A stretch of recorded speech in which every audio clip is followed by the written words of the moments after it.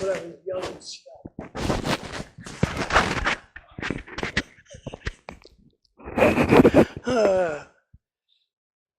Okay. So we're going to go through this exercise that has to do with a great archaeological discovery. If you can think for a moment about how fantastic it would be with all the modern technology that we have, that there was this discovery made that we get to share together. And it all centers around the fact that Mary, whose cousin was Elizabeth, the mother of John the Baptist, had this significant relationship because of the unique babies that they both were going to be having. And the reality of what we find here is that everything as it unfolds in this find has to do with the fact that Mary writes this letter and pretty much sets the tone when she says, first of all, wow, just as foretold, it's a beautiful baby boy. That should come as no surprise to you after what we've both experienced, she wrote. But though the angel told me I would bear a son, nothing really prepared me for all the things that would happen these past few weeks. After my visit to you before dear little John was born, I went back to Nazareth. Joseph and I got married. Oh, how the tongues were wagging. Can't you just imagine somebody writing that down?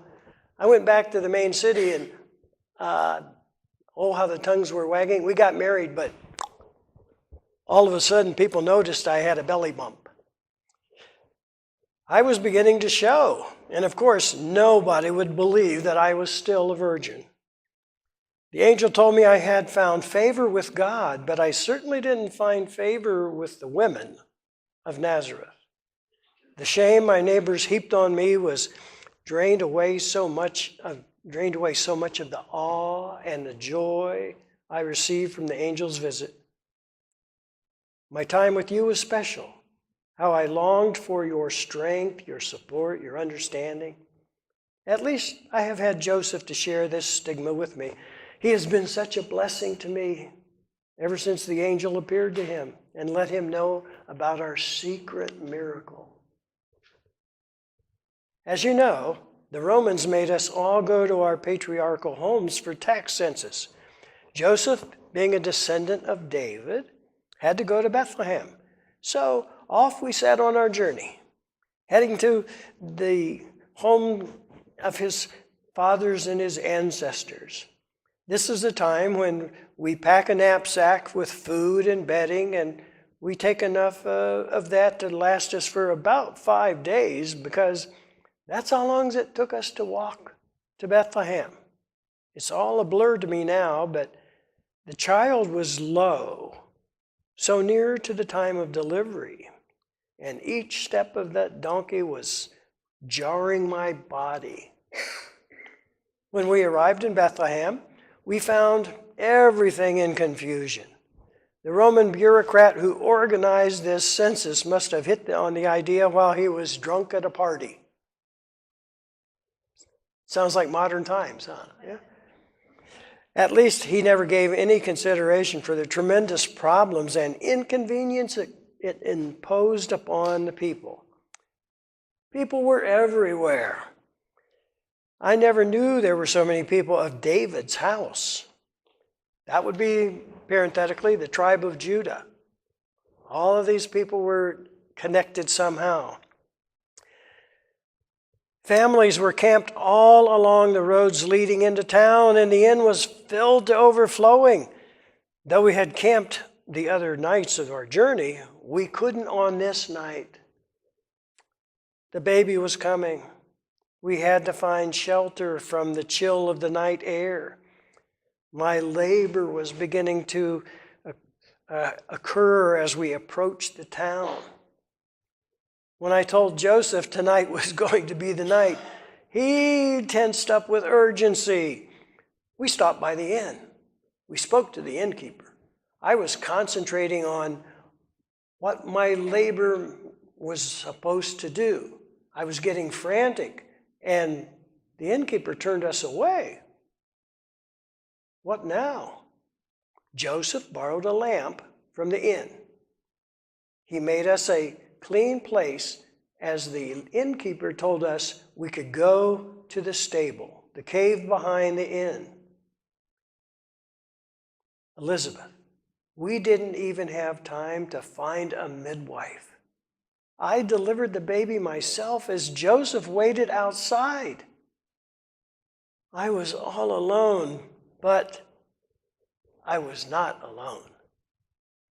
The joy of that moment filled me with strength. This was God's child, and I felt God's presence surrounding me, surging within me with each contraction, making my labor a holy task. And those of you ladies that are mothers know exactly what all that is. A holy task. Then the baby was born. After I cleaned up and wrapped him tightly in the cloths I had brought from Nazareth, I called Joseph in. He began to apologize. He felt he had failed me because we had ended up in such a place. I reminded him that this was God's baby, and that if it was the will of the Lord for Messiah to be born with the beasts of the stable, we must accept it. So we lay down and looked at our baby Jesus. The angel had told Joseph, "You shall call his name Jesus." It means the Lord saves, for he will save his people from their sins. And Elizabeth, it's also hard to believe. As I look down at this tiny bundle nursing at my breast, it all seems so ordinary. Wonderful, but ordinary. He is a baby like any other baby. He cries, he's helpless, he nurses, he sleeps just like every other baby born in the world. Oh, but he's my baby, which makes him special to me. But who else cares? We must recognize that we are poor folks from a poor town. We can't even find a decent place to spend the night. Our baby is born in a place where Joseph had to sweep out the manure. It's all so ordinary and it's so crude. Yet, there's something amazing going on. This little baby, so oblivious to everything except the warmth of my body, my touch, my skin. He is the center of some great cosmic drama. An angel was sent to me and to Joseph to tell us he would be born, that he would be the Son of the Most High God, that he was conceived in my body. Yet, I've never been with a man. When I visited you, your son John leapt within you as if in the presence of the Lord. You said I was blessed among women, and the Spirit of God filled me with words of prophecy, words that are still awesome to me as I ponder them. My soul magnifies the Lord, and my spirit rejoices in God my Savior, for he has looked with favor on the lowliness of his servant. Surely, from now on, all generations will call me blessed, for the Mighty One has done great things for me, and holy is his name. Those things you know, but they were not the last of the wonders we experienced. Later that night, we awakened to visitors entering the stable. They were shepherds. They had been out in the fields taking care of their flocks, and an angel of the Lord lit up the sky with praises to God and told them the Savior had been born in Bethlehem, a Messiah who would be the King of the Jews. They had come to see him and to worship him. They fell on their knees, gazing at my sleeping little one. The oldest shepherds said a beautiful, simple prayer of thanksgiving and blessing. They left so happy, talking excitedly about all the things that they had seen that night. When they had gone, I reflected on all that they had said. Here was Jesus in the poverty of a smelly stable, and angels were ringing the praises of God all across the skies. God was present, just as the angel said. This was Immanuel, God with us.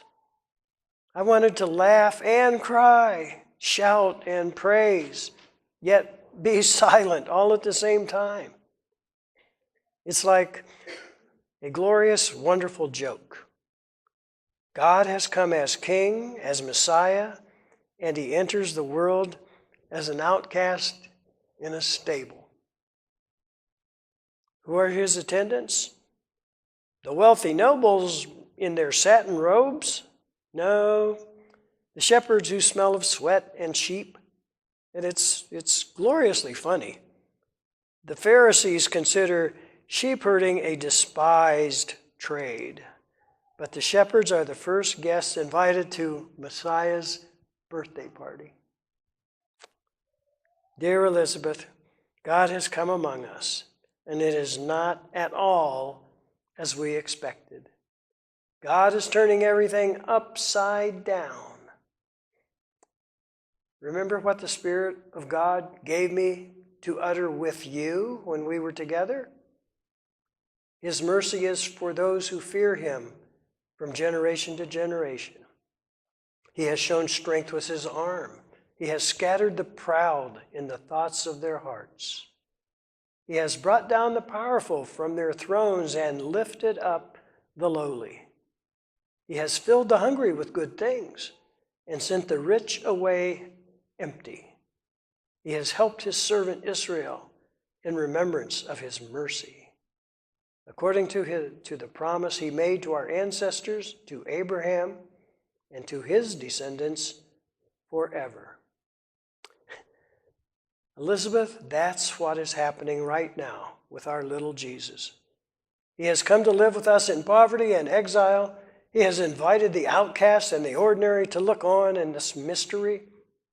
And once again, God is upending the world with all these things backwards in the first place. The world thrives on power, lusts on wealth, glories in pomp and show. But God chooses the poor, the humble, the downtrodden, the insignificant, and lifts up us to do his will. So here is this Messiah, come to earth through me. No crowds around. They did see that new star shining bright. But everybody was too busy making money around this boom time in Bethlehem. All these inconveniences, cursing the Romans, scrambling around to try and find a better, cheaper place. Too busy for themselves to notice the wonder of God's coming. And perhaps God's only comes to those who would be prepared to receive him. It became that time when we were holding this baby that was old enough now to take to the temple. We wrapped him up. We made the journey. We came to the chief priest, Simeon, and an old woman, a prophetess named Anna. Regulars at every temple worship, they both announced with great joy that Jesus was the promised Son of God. I got goosebumps there. Simeon's prayer, as he held the baby Jesus in his arms, was this: Master, now you are dismissing your servant in peace, according to your word. For my eyes have seen your salvation, which you have prepared in the presence of all people, a light for revelation to the Gentiles and glory to your people, Israel. Oh, what a wonderful mystery. The prophecies of glory attending this child. Simeon turned to me and he said, "This child is destined for falling and rising of many in Israel, and to be a sign that will be opposed, so that the inner thoughts of many will be revealed. And a sword will pierce your own soul too." Oh, Elizabeth, that worried me. What did he mean by that? A sword to pierce my soul? Sorrow over this child? Is he not to be the Savior, the Messiah, God's promised one? The divine joke of the Messiah being born in a stable is now a lot more somber. The future of this child will perhaps be just as upside down as his birth. His destiny and his glory and his rule, yet his path is one of sorrow, a sorrow I too will share. The poverty of his birth is a sign of the continued burden Jesus will have to bear as his promise from God unfolds in him. What that means is not clear to me now. I wait with fear and hope for the answer to my question. But for now, I shall just enjoy my baby boy. The piercing of my soul seems so distant as I hold this precious baby in my arms. Still, he really is not my child. He belongs to God. His purpose is far beyond my imagining. I am blessed to be trusted with his care in these years of his childhood, and I think I shall treasure them deeply. Of course, we have left the stable. We found a room to rent, and the census crush is now over, and I've gotten to like Bethlehem a little bit. We can live here without all the gossip of the busybodies in Nazareth. Joseph is getting enough odd jobs in carpentry to keep us fed and to keep us warm. And I feel stronger every day. I will be ready to travel soon. Perhaps I can come and visit you and we can enjoy our babies together. Until then, I am most lovingly yours, Mary.